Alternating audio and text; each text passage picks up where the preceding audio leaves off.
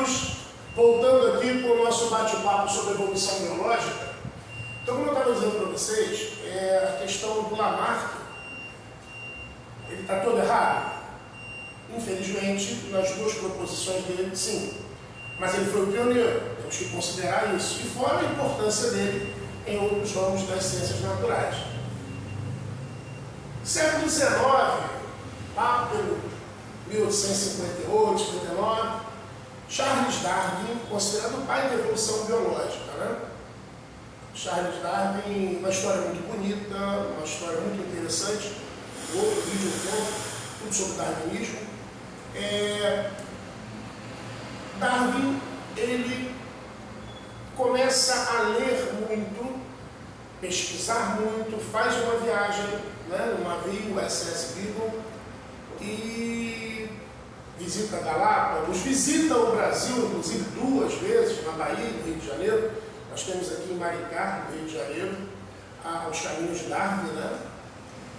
E Darwin começou a prestar muita atenção e ele percebeu que as populações não são iguais, né? A população é um grupo de indivíduos mesma espécie. Então, para a biologia, quando você fala em população, você fala em um grupo de indivíduos de mesma espécie. Então, eu tenho uma população de piolhos, por exemplo, uma população de alface, uma população de lesmas, desde que todos sejam de mesma espécie. E nessa população, ele percebeu que nem todo mundo era igual. Existiam indivíduos mais fortes, mais fracos, maiores, menores, mais jovens, mais velhos, mais doentes, mais saudáveis. E quando essa população interagia com as outras e com o próprio ambiente, Darwin percebia que havia o que ele chamou à época de luta pela vida. Luta pela vida que se transformou em seleção natural. Amigos, é aqui na parte da seleção natural que muitos cometem um erro grosseiro e que derruba o candidato na hora de um concurso. A seleção natural, ela não é a vitória do mais forte sobre o mais fraco. Ela é a vitória do mais apto sobre o menos apto. Porque às vezes ser maior ou mais forte não torna o indivíduo mais apto. Perfeito? Então, para Darwin, não existia isso aqui. Para Darwin, as modificações ocorriam. Elas aconteciam. Naturalmente, modificações iam surgindo. Essas modificações produziam vencedores e vencidos naquilo que ele chamava de seleção natural, naquilo que ele chamava de luta pela vida.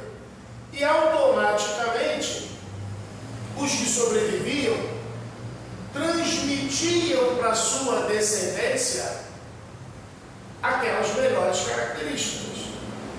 Então, amigos, vejam a diferença, né, entre o morcego tem asas porque voa, ou, no caso de Darwin, o morcego voa porque tem asas.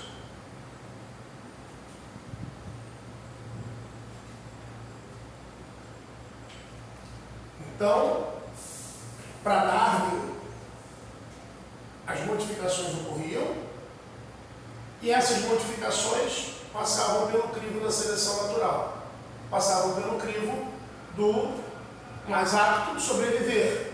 Perfeito? Darwin comete erro? Comete um erro por ignorância, porque não sabia, não tínhamos essa informação. A origem das modificações. De onde vêm essas modificações? E aí é muito curioso, meus amigos, por isso que quando eu faço essa aula de evolução, eu começo no DNA. Porque em 1850 e pouquinho, ou seja, ali, junto com Darwin, aquele monge beneditino, o pai que é chamado de pai da genética, né? Mendel, Gregor Mendel, o Mendel começou a trabalhar com a hereditariedade. ele dá um pontapé inicial, né, falando em fatores que determinam características. Fatores que determinam características. Obviamente que Mendel, em 1800 e pouco, Mendel não sabia o que era um gene. Os genes foram descobertos no século XX. Né? Mas ele já falava em fatores dentro das células que determinavam características. Esses fatores são genes, óbvio. Né? Hoje nós sabemos que os fatores de Mendel são os genes. Que nós vimos aqui, azão, azinho, né? Dominante, recessivo. Então, como Darwin não tinha esse conhecimento, ele apenas dizia o seguinte, ele foi até onde a limitação dele permitia. As modificações ocorrem. Agora vamos deixar os organismos se selecionarem. Tá? Temos hoje uma outra forma de ver essa seleção natural. Para Darwin, a seleção natural se dava no momento em que um indivíduo agia sobre o outro indivíduo. A seleção natural moderna é a ação de todo um conjunto sobre o indivíduo. Ou seja, não é o ser contra o ser. A seleção natural é o ambiente contra o ser. Correto? O ambiente contra o ser. Isso é a seleção natural de Darwin. Darwin ainda propõe outros trabalhos, outras coisas correlatas, que não vem ao caso agora. Então, basicamente, a diferença entre Lamarck e Darwin é que, para Lamarck, o meio ambiente obrigava o indivíduo a se modificar. Para Darwin, o meio ambiente selecionava a modificação que acontecia naturalmente com o indivíduo. Então, reparem vocês que coisa interessante.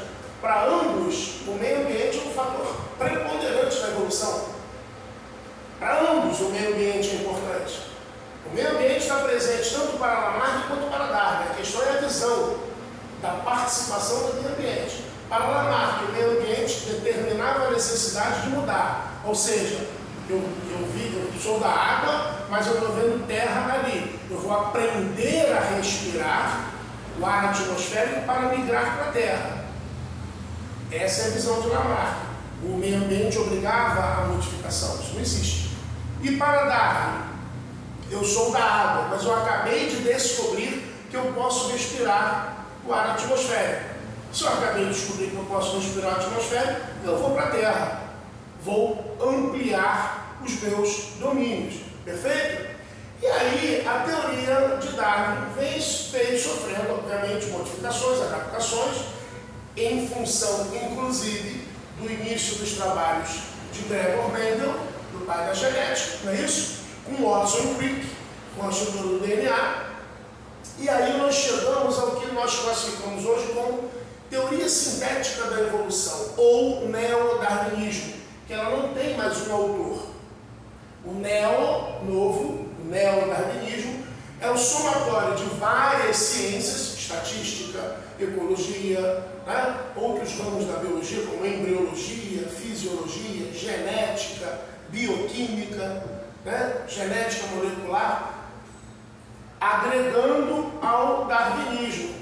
E aí nós vamos ver, na sequência, como o neodarwinismo encara o processo evolutivo hoje. Tá ok? Já estou voltando, hein?